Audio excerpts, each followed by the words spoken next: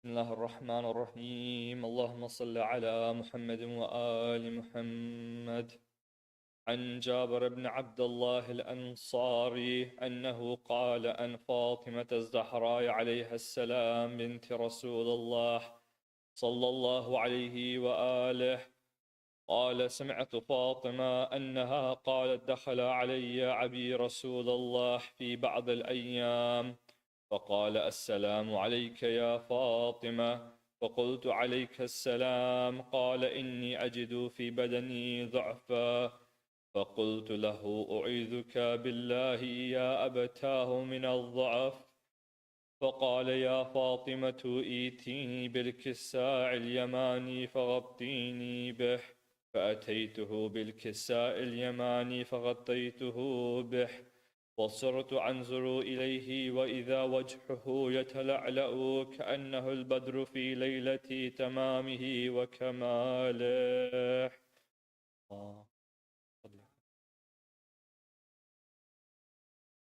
فما كانت إلا ساعة وإذا بولدي الحسن قد أقبل وقال: السلام عليك يا أماه. فقلت: وعليك السلام يا قرة عيني وثمرة فؤادي. فقال: يا أماه إني أشم عندك رائحة طيبة كأنها رائحة جدي رسول الله. فقلت: نعم، إن جدك تحت الكساء. فأقبل الحسن نحو الكساء وقال: السلام عليك يا جداه يا رسول الله، أتأذن لي أن أدخل معك تحت الكساء؟ فقال: وعليك السلام يا ولدي ويا صاحب حوضي، قد أذنت لك. فدخل معه تحت الكساء.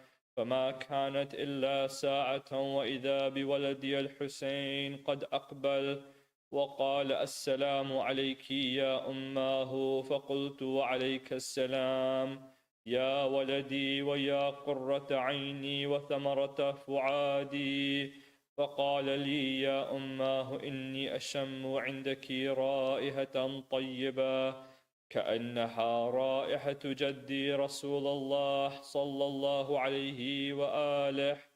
فقلت: نعم، إن جدك وأخاك تحت الكساء. فدنا الحسين نحو الكساء وقال: السلام عليك يا جداه، السلام عليك يا من اختاره الله، أتأذن لي أن أكون معكما تحت الكساء؟ فقال: وعليك السلام يا ولدي ويا شافع أمتي، قد أذنت لك. ودخل معهما تحت الكساء.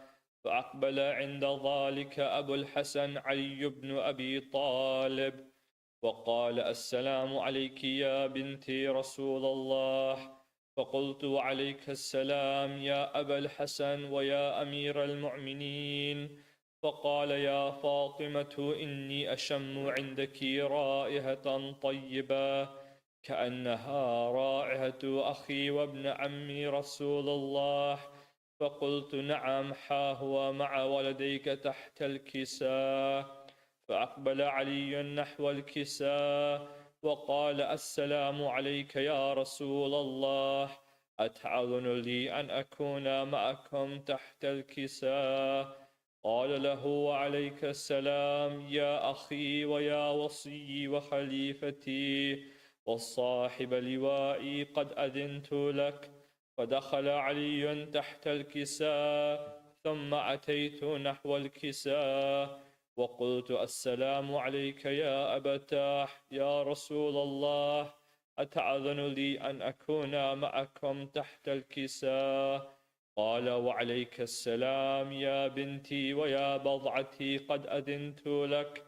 فدخلت تحت الكساء. فلما اكتملنا جميعا تحت الكساء أخذ أبي رسول الله بطرف الكساء وأومع بيده اليمنى إلى السماء وقال: اللهم إن هؤلاء أهل بيتي وخاصتي وهامتي، لحمهم لحمي ودمهم دمي، يعلمني ما يعلمهم ويحزنني ما يحزنهم.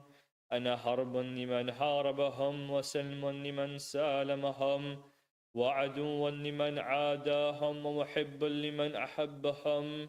إنهم مني وأنا منهم. فاجعل صلواتك وبركاتك ورحمتك وغفرانك ورضوانك علي وعليهم، وأذهب عنهم الرجس وطهرهم تطهيرا.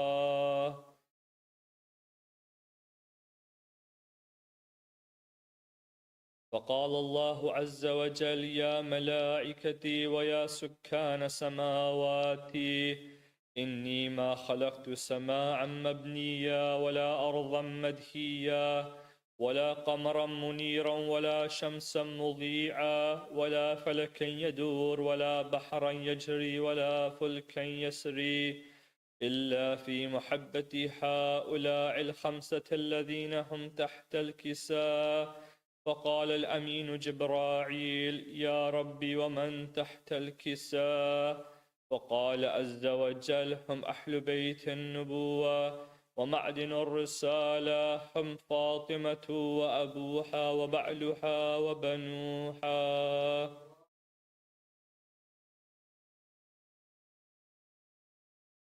فقال جبرائيل: يا ربي أتأذن لي أن أحبت إلى الأرض لأكون معهم سادسا؟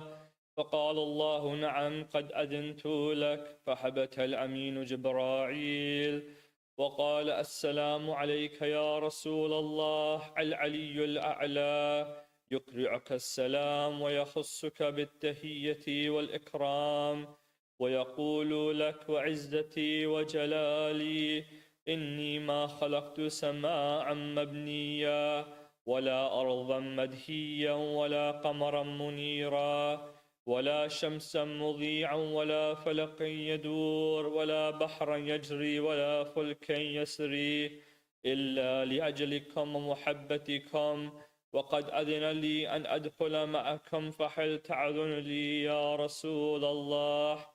فقال رسول الله: وعليك السلام يا أمين وحي الله، إنه نعم قد أذنت لك. فدخل جبرائيل معنا تحت الكساء فقال لأبي: إن الله قد أوحى إليكم يقول: إنما يريد الله ليذهب عنكم الرجس أهل البيت ويطهركم تطهيرا.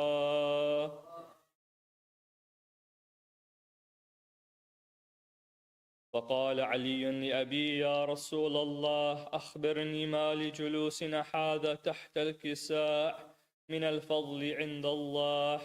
فقال النبي: والذي بعثني بالحق نبيا واصطفاني بالرسالة نجيا، ما ذكر خبرنا هذا في محفل من محافل أهل الأرض وفيه جمع من شيعتنا ومحبينا إلا ونزلت عليهم الرحمة وحفت بهم الملائكة واستغفرت لهم إلى أن يتفرقوا.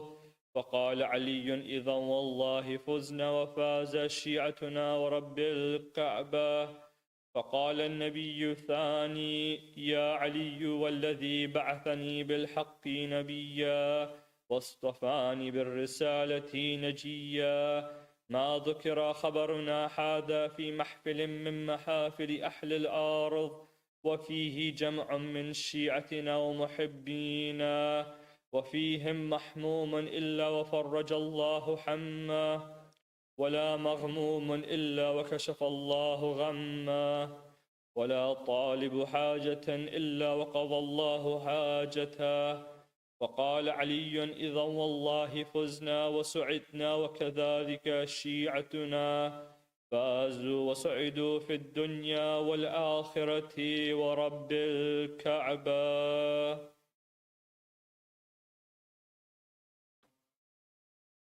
شكرا مباركة الفاتحة.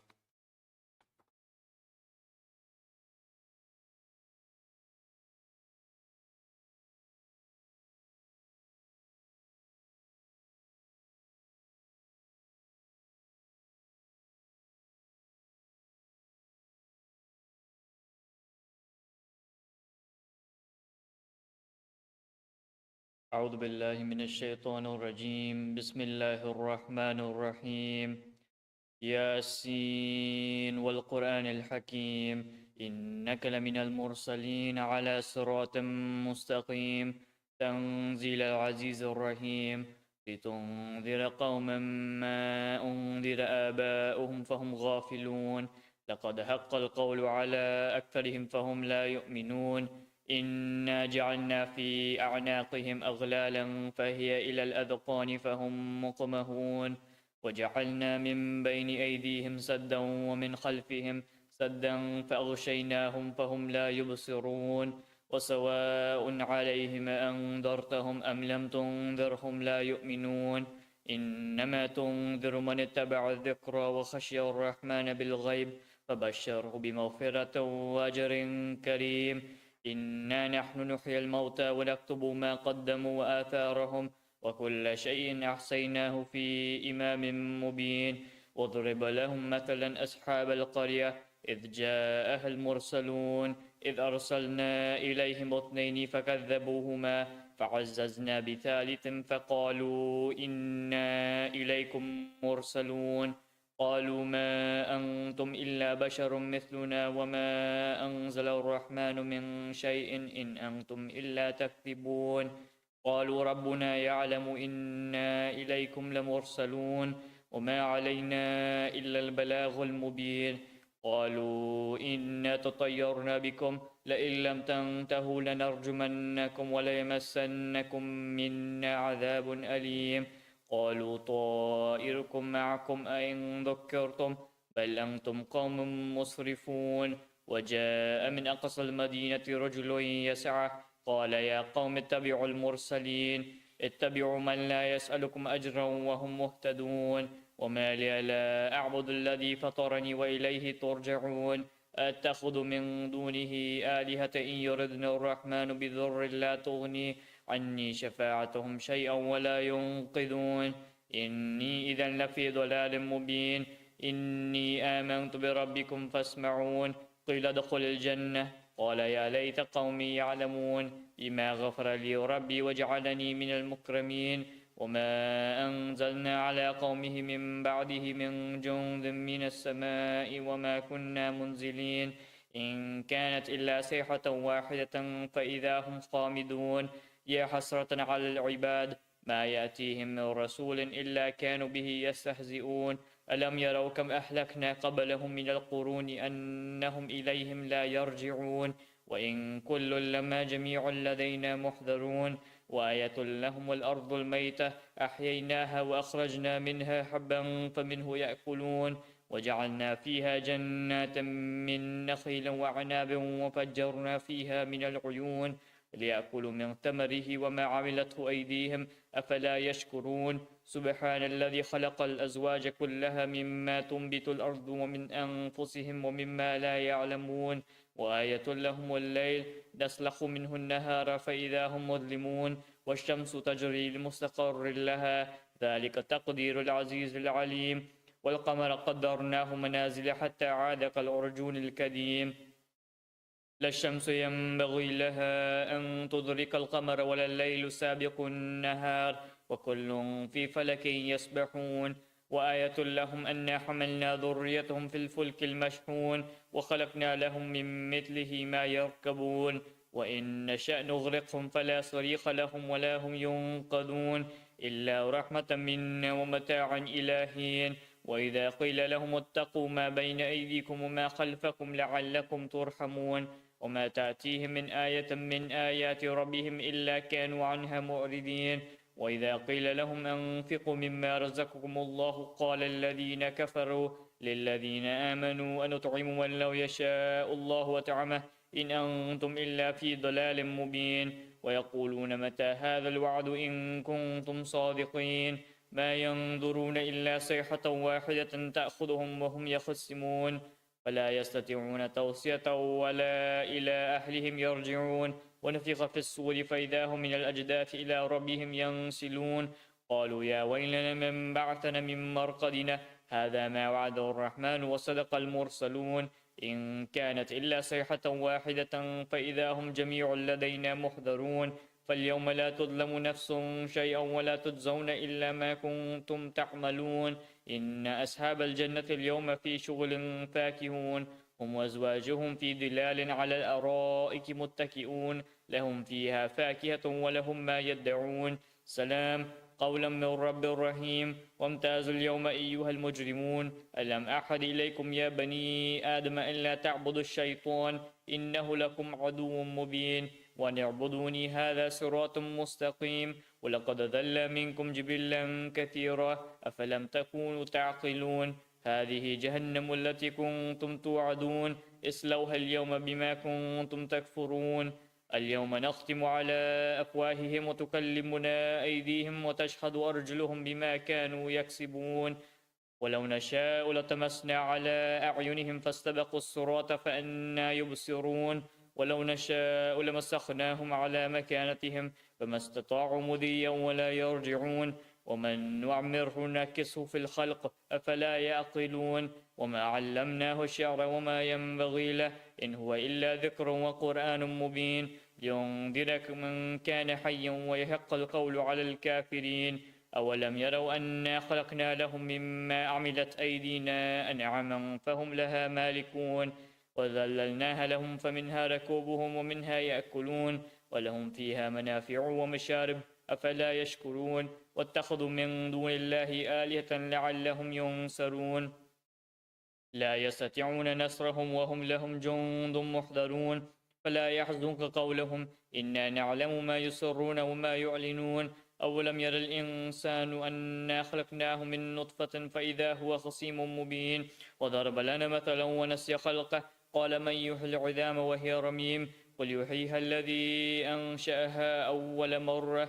وهو بكل خلق عليم الذي جعل لكم من الشجر الأخضر نارا فإذا أنتم منه توقدون أوليس الذي خلق السماوات والأرض بقادر على أن يخلق مثلهم بلى وهو الخلاق العليم إنما أمره إذا أراد شيئا أن يقول له كن فيكون فسبحان الذي بيده ملكوت كل شيء وإليه ترجعون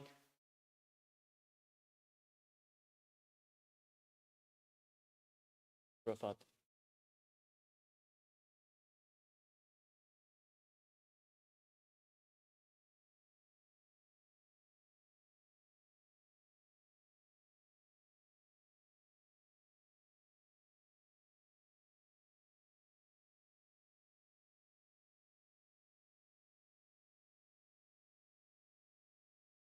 أفضل السلام محمد وآل محمد علی کا نام بھی نام خدا راہ سے جاں ہے علی کا نام بھی نام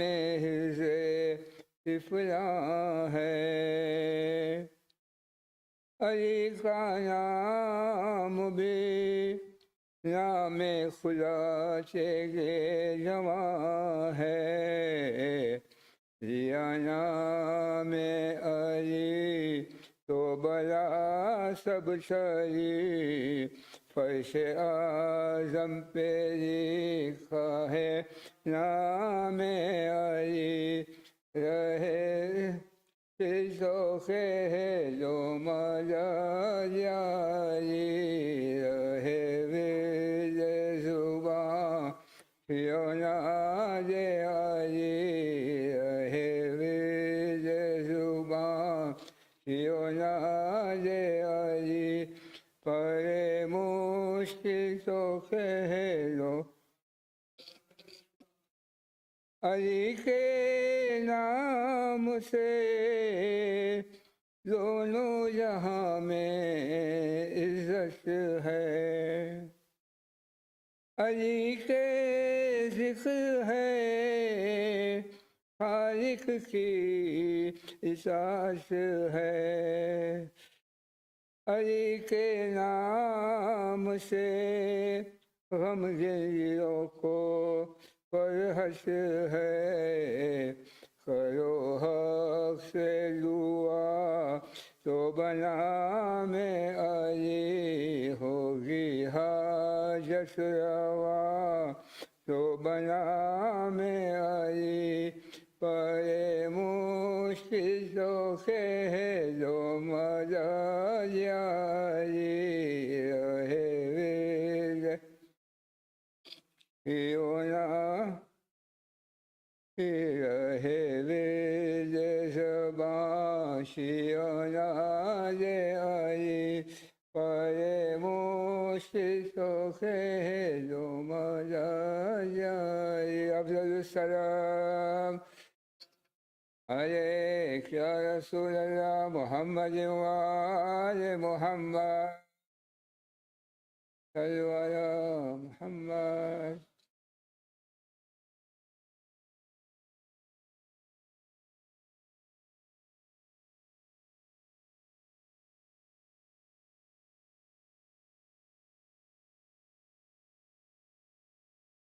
Let's all recite 5 times I am Mujibul for all those who are in need of du'as here and all around the world. Bismillahir Rahmanir Rahim.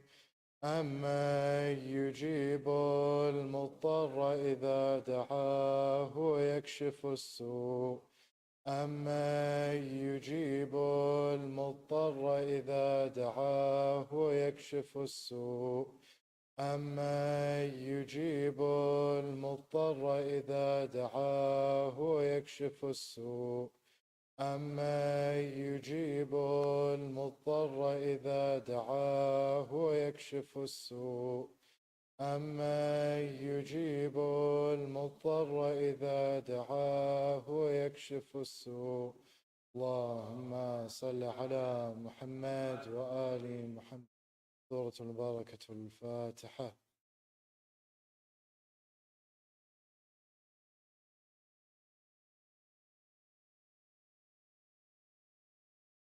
Let's all welcome Sayyid Kazmi with a loud صلوا على محمد وآل محمد.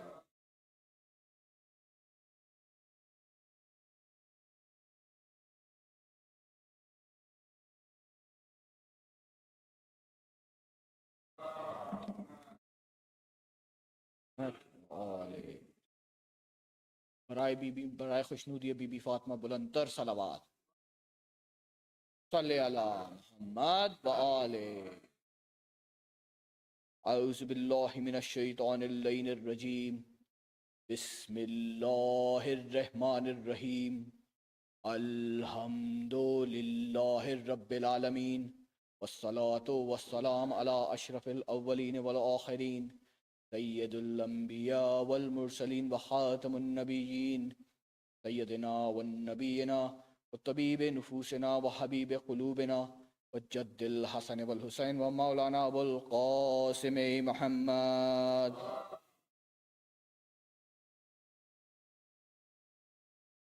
وآلہ الطیبین الطاہرین المعصومین المظلومین لو من هذا الى یوم الدین ولعنت اللہ علیہم اجمعین. صلوات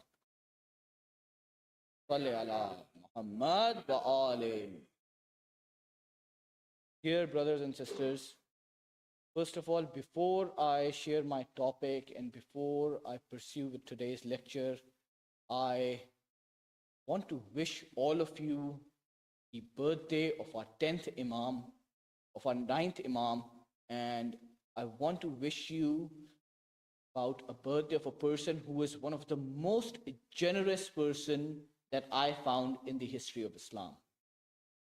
His name Al-Jawad is actually given to him because of his generosity. And he is born in one of those months in which Rasulullah Khuda used to fast. That is month of Rajab, Shaban and Ramzan. These 3 months Rasulullah Khuda used to fast. You know what's the essence of the month of Rajab? Why it is so important? Okay, obviously we have an idea that Maulai Kainat Imam Ali ibn Abi Talib, Allahumma salli ala Muhammad. he was born in this month. Imam Muhammad Javed, he was born in this month. There are other events that took place in this month. But what is the actual essence of what is known for the month of Rajab? So Sidani Grami, month of Rajab, or the word Rajab, is actually a name of a neher, of a river in Jannah. And that river is purer than milk, and whiter than milk, and purer than purity itself. And it is said by Rasul Khuda that whoever fasts in this month, in the month of Rajab, his thirst will be quenched by that river. It's not a small thing right now. It's a month in which you kind of like came close to the celebration of Imam Zamana. It's the month in which you have a celebration of Maulai Kainat. It is the month in which you have a celebration of Imam Jawad. Think about it. It's not just another Islamic month. It's the month that binds you towards Ramadan. Rasul Khuda used to fast. It's in all of the Islamic history, it's in all of the Islamic literature that Rasul Khuda used to fast 3 months: Rajab, Shaban, and Ramzan. And the reason he used to fast is the essence and is the gratitude that has been shared on this month by Allah subhanahu wa ta'ala. That is the actual essence that provided the follow through of what, why, and where we should be looking forward for this month. Let me simplify this. So it's a month of Rajab, right? It's another month. Why it is said that performing an Umrah in this month is it's actually recommended.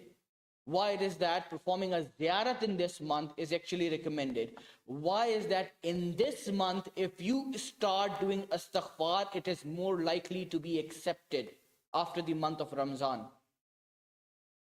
There is an essence on that. Every month has a significance. Every month has a significance. In the month of Rajab, the third most pious night you can find, and that is Laylatul Wishes. I forgot the Arabic name. The English translation is actually Laylatul Wishes, like the night of wishes, in which if you have any wish, if you pray to Allah subhanahu wa ta'ala, there is no doubt that that wish will come true if it's good for you, if it's beneficial for you. That is the month of Rajab. And who is born in this month? Obviously, if I go and recite the Fazail of Maulai Kainat, the night will end and the sun will rise again and the months will pass and I would not be able to finish even a single Fazilat of Maulai Kainat. I would not be able to finish a single Fazilat of Maulai Kainat. And we recite the Fazail of Maulai Kainat every time we get a chance. So today, I'm not going to recite the Fazilat of Maulai Kainat. I'm going to recite the Fazilat of Imam Jawad. I'm going to recite the Fazilat of a person who is known, who has been compared throughout his life with Jesus. You know, when Imam was born, Imam Raza only had one son, and that was Imam Jawad. His kunyat was given to him Abu Ja'far II. The reason he was called Abu Ja'far is because his characteristic or his mushabihat was related to Imam Musa Ja'far. So what was the whole essence come to the point that if you can see, he was called Abu Ja'far II. He is known as the generous one.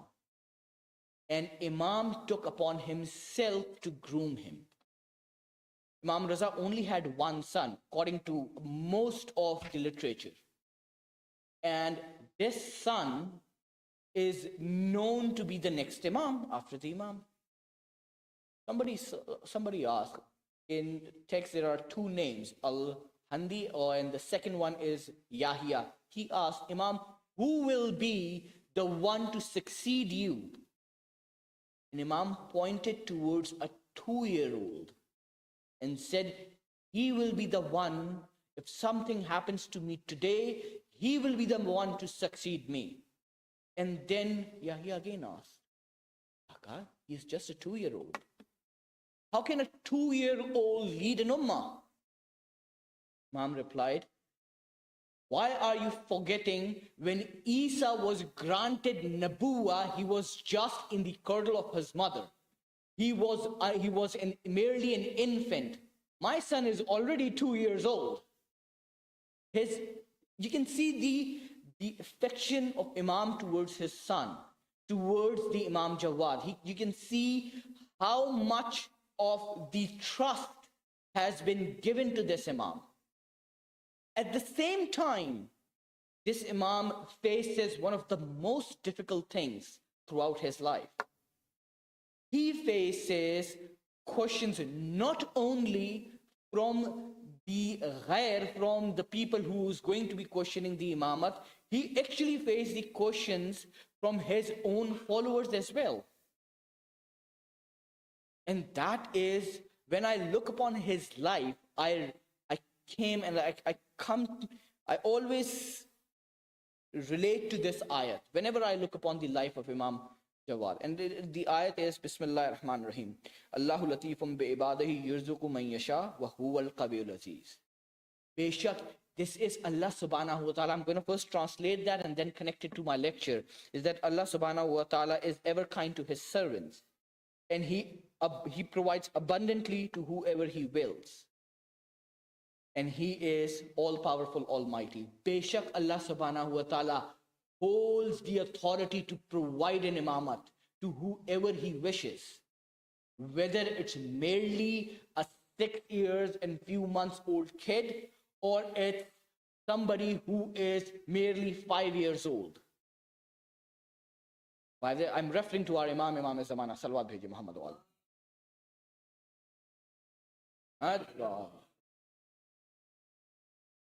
So, Imam grew up under the care of his father, and after some time, his father was asked to go to Khorasan. We all know the history on that part, what Mamun did and all of that part, but one event from the history that I'm going to narrate that actually shares how much Imam knew or how much Imam was devoted towards the imamat of Imam Raza is that when Imam Raza and Imam Jawad went to Khana Kaaba, they performed an Umrah, and when they were leaving, there came a time where Imam Jawad sat down. And he sat down and he started to cry. Imam Raza asked, what happened, my child? Why are you crying? Imam responded, how cannot I cry when I can see you farewelling Khana Kaaba as if you will not be returning? And history has it that that was the last time Imam Raza actually visited Khana Kaaba. This is merely 6-year-old child. If you look at any 6-year-old today, if you look at history, look at any 6-year-old, there is a lack of maturity you'll find. But in this personality, you'll find something that is much more than an authority over his own character. You'll find authority over the events that has to come in future. You'll find that authority. And when Imam Raza got shaheed, when he embraced martyrdom and all, what happened next is that Imam Jawad is questioned. The followers started to question, who should be leading the ummah right now? Think about it. So there were a group of ulama that was sent by Mamun to find out what's going on. Who's the next leader? He needs to find out, right? Because he always has a problem that whoever will be the next imam, it's a threat to him. So there was a council that was sent to Medina to find out who would be the next imam. And Abdullah ibn Musa Jafar, Imam's brother, set up a red carpet and all, and he came out and sat where Imam used to sit and asked people that whoever has any questions, you can ask me. I will be your next Imam. See, you can think you can be the next Imam, but Imamat comes from Allah subhanahu wa ta'ala. So these ulama, they started asking questions. They asked a couple of questions, and the answers he gave shocked the entire council. Like, how can someone like him who cannot answer these basic questions be our Imam? And then when people were wondering who would be the Imam, and they were started to cry that we have actually lost Hidayat, a door opens up. A 7-year-old walks in with a servant, and when he walks in, he actually addresses the council in a way that Imam Raza used to address and said, "O council, ask your questions. I will be the one to answer them." And then council started to ask questions, one by one by one. Every question that they asked, Imam actually provided the answer on that. And they started from the specific those two questions that were actually asked by Abdullah ibn Musa. So the questions were very simple. First question was, if a person said to his wife that I've divorced you many times as there are stars in the sky, what should be the answer? So Abdullah ibn Musa answered that there should be, like, the talaq has been confirmed, the divorce has been done, there cannot be any reconciliation on that part. The ulama council looked towards Imam Jawad, and Imam said, no, according to Quran, what's been said is that the first time you say, it's the first instant, then there should be a second time. Imam explained the entire process on that part, that there has to be a forgiveness period, and then discussion period and all of that part. If that doesn't happen, and then there's a third time, at that time, divorce actually occurs. And they referred to Imam, like, Imam, your uncle didn't said that. Imam looked towards his uncle with the gaze and said, "Oh uncle, remember Allah subhanahu wa ta'ala. He is the one, you have to go in front of him." Abdullah ibn Musa got carried away. He's like, I'm getting polarized by a 7-year-old. How can that be? Then another question was asked. And Abdullah ibn Musa answered in a way that shouldn't have been answered. And he answered wrongly to that question again. And Imam corrected that. Upon the second question, Abdullah ibn Musa issued a fatwa on that part. And Imam at that point shared the importance of a fatwa. Imam said to Abdullah ibn Musa, "Oh uncle, you're sharing a fatwa. Do you know that if you go to Allah subhanahu wa ta'ala right now, He will ask you that if the people were there, if those who knew more than you were present, how can you issue the fatwa?" Letting the ulama council know, creating a kind of atmosphere of taqi, that if there is a maraja available, do not think on your own. It's better to rely on their fatwa rather than giving out a fatwa by yourself. That is how. That is 7-year-old. 7-year-old Imam. You know, it was amongst the discussion that how can a 7-year-old be an Imam?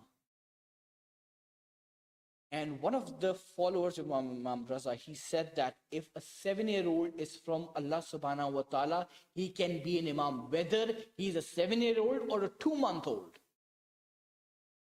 That's the level of marifat that is required by us.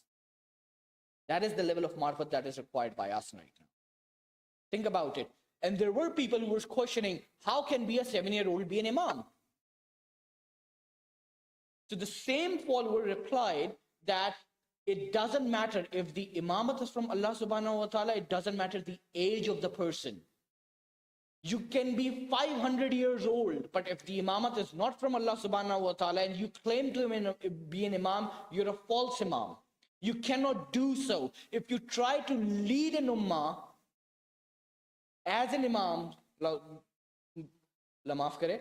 as an imam, if you try to lead an ummah and if you're not from Allah subhanahu wa ta'ala, it doesn't matter your age, it doesn't matter your experience, it doesn't matter anything. You can know whatever the world has shared upon you, but you would not know anything related to divinity. Divinity actually comes from the divine. Divine is the Zat of Allah subhanahu wa ta'ala. The only one who can appoint his Khalifa in this world. Salawat bheji Muhammad wa alihi.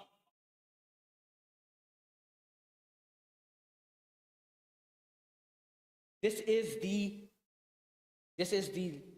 first of many events that took place in the Imam's life. You know, there was another follower of Imam. He actually liked a bonded maid. And he came to Imam and said, Imam, I don't have funds and all of that part. I don't have means, but I wish to marry her. Imam said, okay, go to this time to that person and ask about the maid. He went there and he asked about the person who was actually selling bonded maids. And the person said, what are you talking about? I sold her. It was an Arab custom, right? So the person came running back to Imam. Said, oh Imam, you told me to go to that person and ask about that. Now the maid has already been sold. Imam said, come with me. Imam took him to a village. Imam entered a house. Imam asked him to enter into that house. He refused. Imam, I can, how, you're an Imam, you can enter. How can I enter without the owner's permission? Imam said, I am the owner, come into this house. He came into this house. He saw the same bonded maid there. Imam said, this woman, this house, this whole village is my gift to you. That is the generosity of Imam. Allahumma salli ala Muhammad. In actual monetary terms, you'll say, okay, that was the old times. You can actually have a village. In actual monetary terms, Imam used to get approximately 1.9 million dirhams a year in gifts and from Mamun Rashid's government, just to actually show that Mamun is a follower of Imam. He threw out the money on that part, right? He used to get 1.9 million. What Imam used to do, donate every last one of them. Every last one of them. If I come to you right now and ask you, can you lend me $500? The first thing they'll say, what's the purpose? You would not think whether it's the purpose of creating an Imam Barga or not. Our Imam is actually letting go of 1.9 million dirhams at that time. If you or if you kind of like convert it today's time, it'll be millions and millions of dollars that he is actually donating. Obviously, he is our Imam, he can do that, right? So we have to show it from our side as well. Whenever there is a cause, we should stand by on that. How can we say that we are the follower of Imam Zamana when we do not actually try to follow his grandfather's way of life? How can we say that? Our Imam is in Ghaibat, right? But we have the history of 11 Imams. We have the Seerat of 11 Imams. Right? We can actually look upon that, take lessons from that, but we don't. We do think that we will, including me. If you consider, if you're thinking that I don't, like, no, I'm as same as you guys, including me. The whole thing is that we do not consider death to be coming towards us. We do not consider, we say, okay, we'll do that like in few months, in few years. One I'll get this, one I'll get that, one I'll get this. And it continues to postpone and postpone and postpone to the point when we are actually dying, and then we realize, oh, I messed up. I didn't do anything what I was supposed to do. I was actually postponing all of that. 5 times prayers, that's a first. That's the bare minimum. You have to do that. There is no question on that part. That's not just generosity. Doing zakat or taking out khums is not generosity. Generosity is that you help somebody going out of your way, creating a new life for them.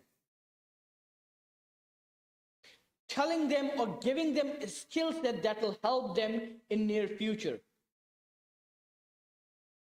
For parents, it's generous of them if they create tools for their children to be successful according to Allah subhanahu wa ta'ala, how Allah subhanahu wa ta'ala wants to see them successful in their life to come in.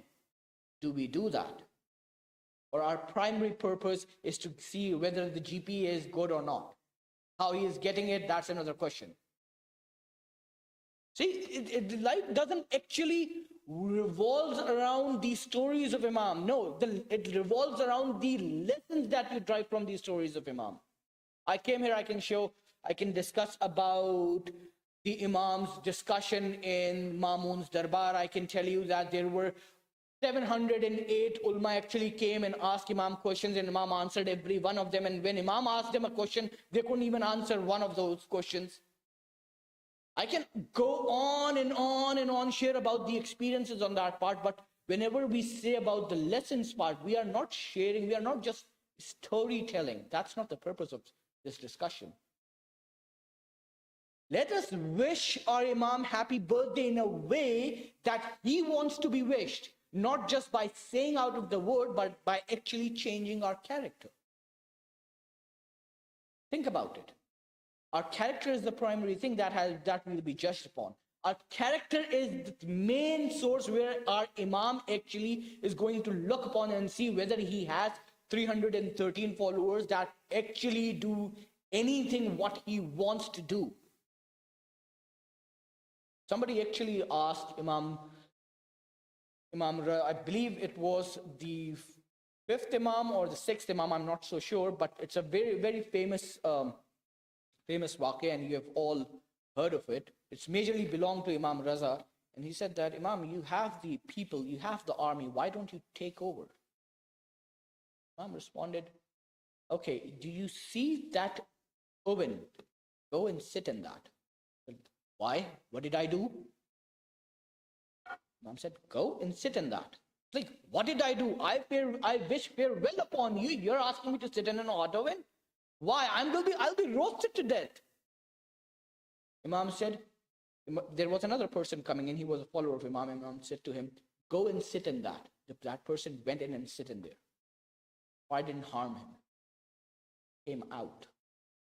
And then Imam referred, when I have 313 like those, then we will move towards what we should be moving to, what you're actually requesting me to do right now. That's the essence.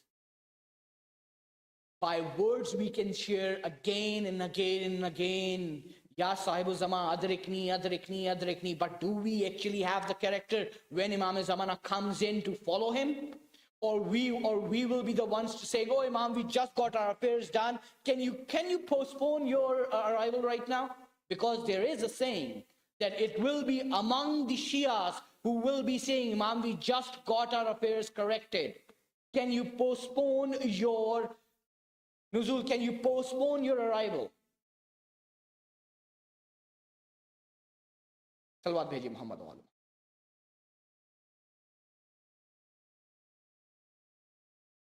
So let us come and think about it, how we can actually move towards in that direction, right? Let's look at the hayat of Imam Jawad. The 9th Imam was given the authority, or I shouldn't say he was given the authority to refuse something, right? He can refuse something as well. So when Mamun actually conducted an event and requested everybody to come in and share out, that, ask questions and all of that part, and Imam responded to that. When the whole event took place, Mamun said, why don't you take my daughter Fazl as your wife? Imam said, okay, problem, you want it, we'll do that. Done. There were approximately, the meher was actually set at 50,000 dirhams at that time. And the reason Mamun wanted Fazl to be Imam's wife is that if a son is born from from his daughter, it will be actually as if the son is actually coming from the Abbasi Khilafat. And then he knew the 12th Imam will be coming from the same lineage, so he wanted the Imam al-Zamana to be from his lineage. Allah subhanahu wa ta'ala has a better plan. So Imam also married the granddaughter of Ammar Yasir. You know who was Ammar Yasir? The person for whom Rasul Khuda said, "Oh Ammar, there will be two people. And the people who kill you will be actually going towards Jahannam, and you will be calling them towards Jannah."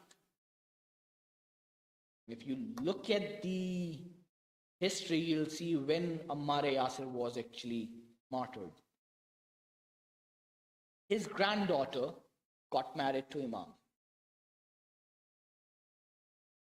When this was found out by Fazl, she created a huge fuss. "Oh, I didn't know about this. You had another wife," and yada, yada, yada. The session goes on and on and on. And he claimed, he complains against Imam to his father and all. Imam said, "I have my right. It was given by Allah subhanahu wa ta'ala. I exercise it. You have a problem, you can have a problem." Brothers and sisters, let me tell you this. If you find out a person that is actually making your life miserable, and I'm sorry to my sisters right now, but if she is your wife, look at the hayat of Imam first and then complain. One. And sisters, if you find out a brother or if you find out your husband to be a person that is not equivalent to the character of Imam, make sure you make the home in a way that he has to follow the characters and he has to follow the applications of the results that we actually drive to these stories from today, from the stories of Imam. So that way your house can be equivalent to as of a Jannah. Salawat bheje Muhammad wa alayhi.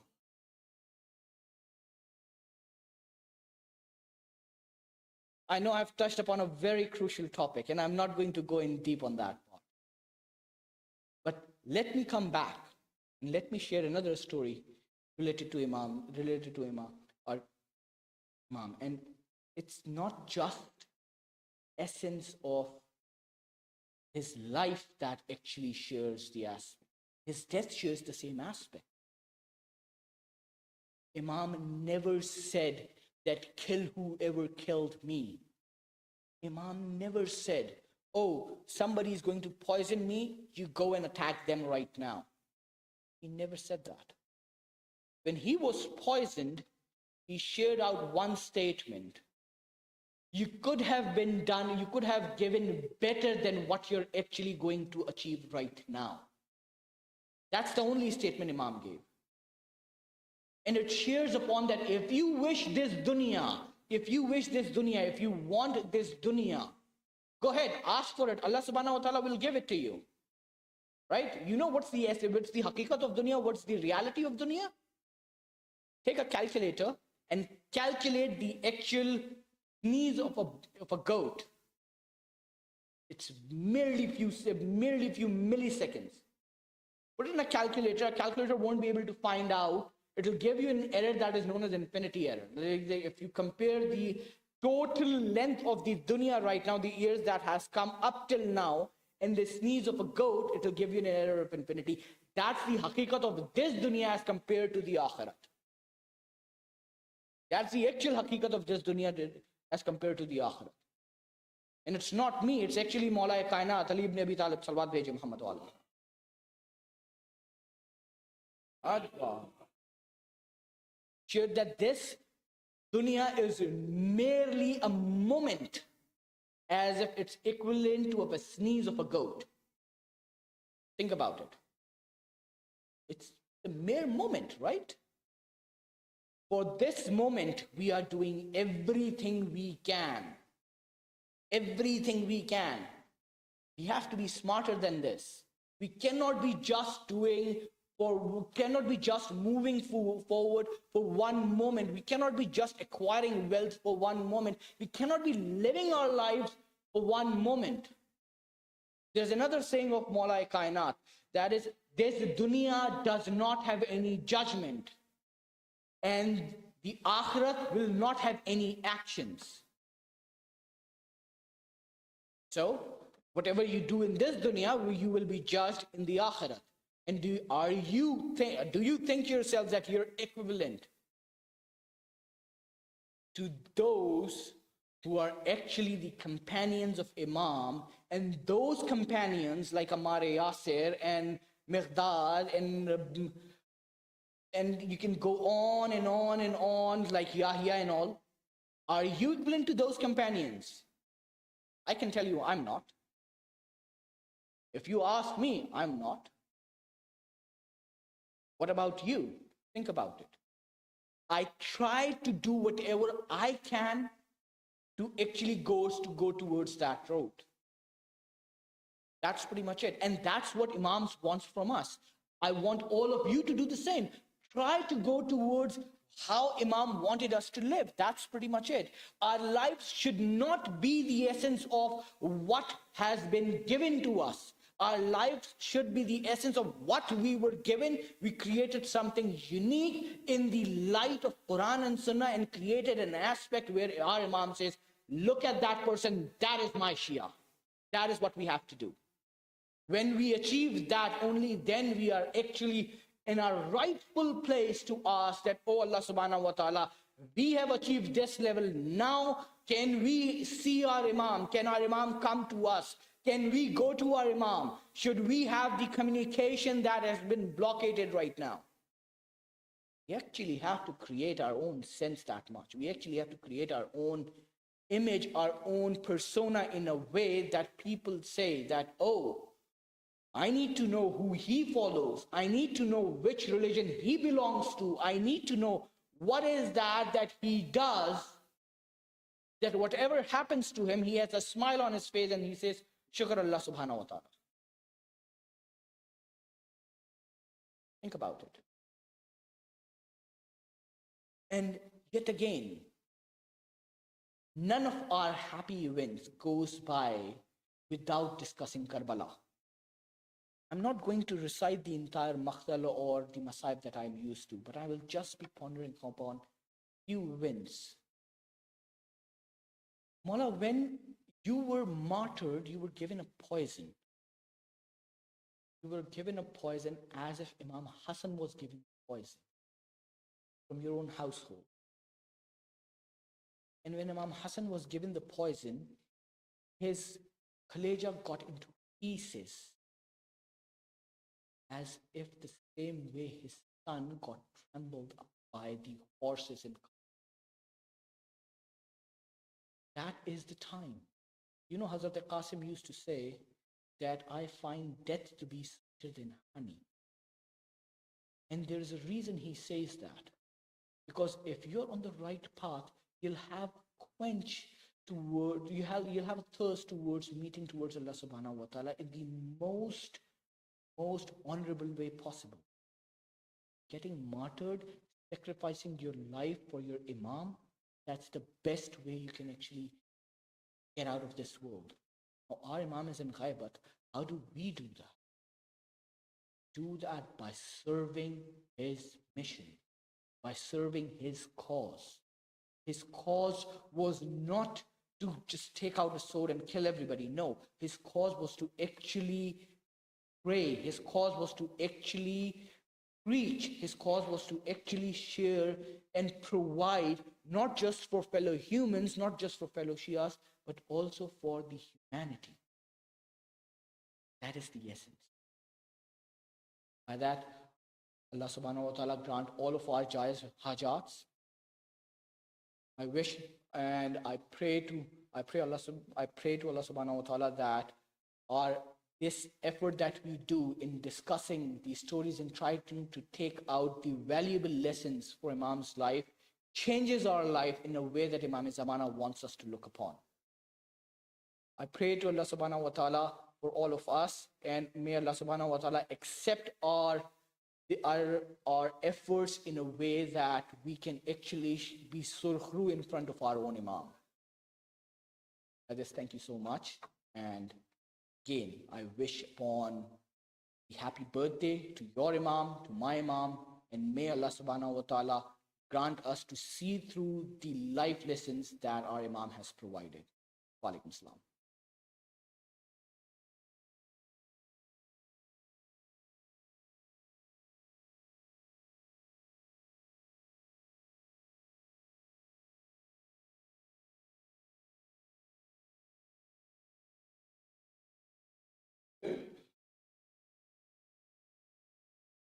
صلوات.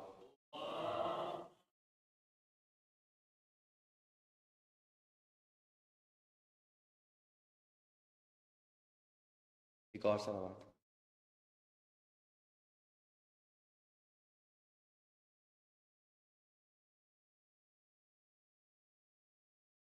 علی شیر خدا حیدر حیدر غرور کبریا حیدر حیدر وسیع مصطفیٰ حیدر حیدر علی شیر خدا حیدر حیدر غرور کبریا حیدر حیدر وسیع مصطفیٰ حیدر حیدر تیرا دربار دنیا میں مقدر ساز ہے مولا، مقدر ساز ہے مولا، جسے پرواز تو دے دے وہی شہباز ہے مولا، وہی شہباز ہے مولا۔ پسے پردہ محمد سے شب معراج جو بولا، ہمیں لہجے سے لگتا ہے تیری آواز ہے مولا، سفیر کبریا حیدر حیدر محمد کی دعا حیدر حیدر غرور کبریا حیدر حیدر علی شیر خدا حیدر حیدر غرور کبریا حیدر حیدر وسیع مصطفیٰ حیدر حیدر تیرے آنے پہ کھلتی ہے جدار خانہ کعبہ، جدار خانہ کعبہ، بقدر صرف کہتے ہیں تیرے عارف ہیں جو مولا، تیرے عارف ہیں جو مولا۔ نماز پنج گانا کا مزہ اپنی جگہ، لیکن ہمیں تسبیح لگتا ہے تیرے ہی نام کا نعرہ، کہو مل کر ذرا حیدر حیدر وسیع مصطفیٰ حیدر حیدر غرور کبریا حیدر حیدر شیر خدا حیدر حیدر وسیع مصطفیٰ حیدر حیدر فقیروں کی صدا حیدر حیدر تیری مرضی سے چلتا ہے نظام دو جہاں مولا، نظام دو جہاں مولا، تیرے کن کا نتیجہ ہے زمین و آسماں مولا، زمین و آسماں مولا۔ تیری زوجہ کے صدقے میں سبھی کو رزق ملتا ہے، تیرے صدقے ملنگوں کی لگی ہے نوکری مولا، فقیروں کی صدا حیدر حیدر، امیر دوسرا حیدر حیدر، وسیع مصطفیٰ حیدر حیدر، دل سیر ہے گدائے جناب امیر کا، خالی کبھی رہا نہیں کاسا فقیر کا، مطلب یہی ہے ہاتھ کی ہر ایک لکیر کا، دامن نہ چھٹنے پائے جناب امیر کا، امیر دوسرا حیدر حیدر، محمد کی دعا حیدر حیدر، وسیع مصطفیٰ حیدر حیدر، علی شیر خدا حیدر حیدر، غرور کبریا حیدر حیدر، وسیع مصطفیٰ حیدر حیدر، صلوات۔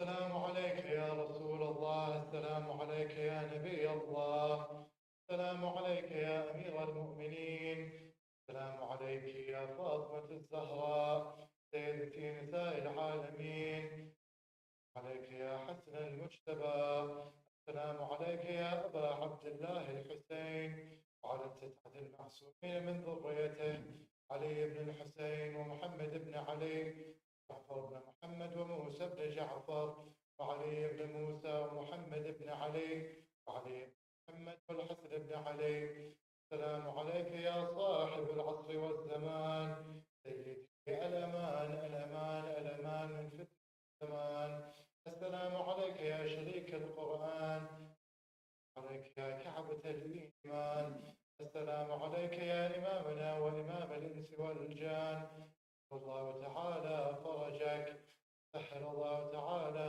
مخرجك، ورحمة الله وبركاته.